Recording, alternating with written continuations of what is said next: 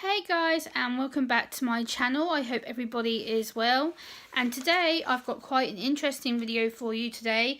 It's going to be about the history of autism, and I'm going to try and explain it to you in basic terms that I can explain it. I've got my notes here on top of my lap to help me. So again, this is the history of autism video topic for today's video. I hope you enjoy. So let's get into it.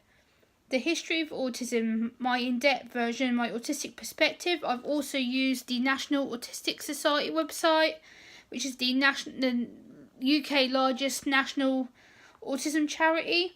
So here we go.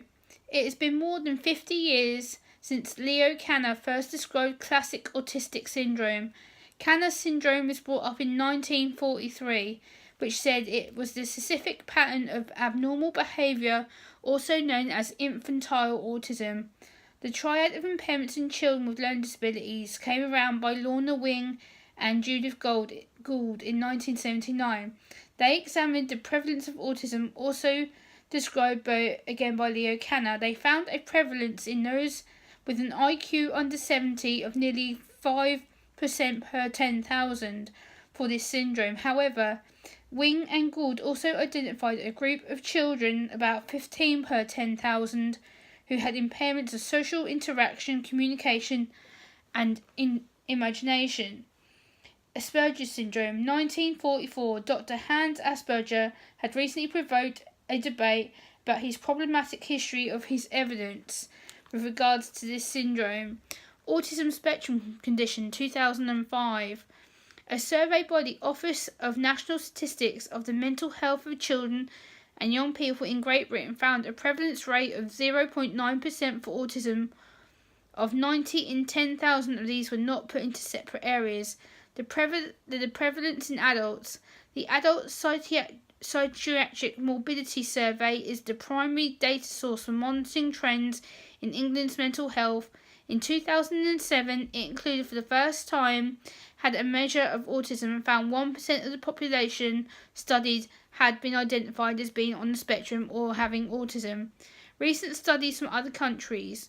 The Autism and Developmental Disabilities Monitoring Network in the USA have found a prevalence of autism overall 1 in 88 in the USA, with around 5 times as many boys diagnosed as females. Autism and Developmental Disabilities Monitoring Network, Surveillance Year 2008, Principal Investigations in 2012. A study of 0 to 17-year-olds in Stockholm between 2001 and 2007 found a prevalence rate of 11.5% in 10,000, the rate within Western Europe. So, to finish off this video, I thought we'd go into a bit of fun, and I'm going to throw you some myths and facts. I want you to guess the answers. I'll give you the statements, and then you can give me whether they're a myth or fact. So, myth and facts on autism.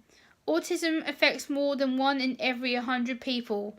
Do you think that's a myth or a fact? All autistic people are geniuses. Is that again a myth or is it a fact? People tend to grow out of autism, especially in adulthood. Again, is this a myth or is it a fact? Everybody is a little autistic. Is that a myth or is that fact? Autism affects both boys and girls. Is this a myth or again fact? Some autistic people don't speak. Is that a fact or is that a myth?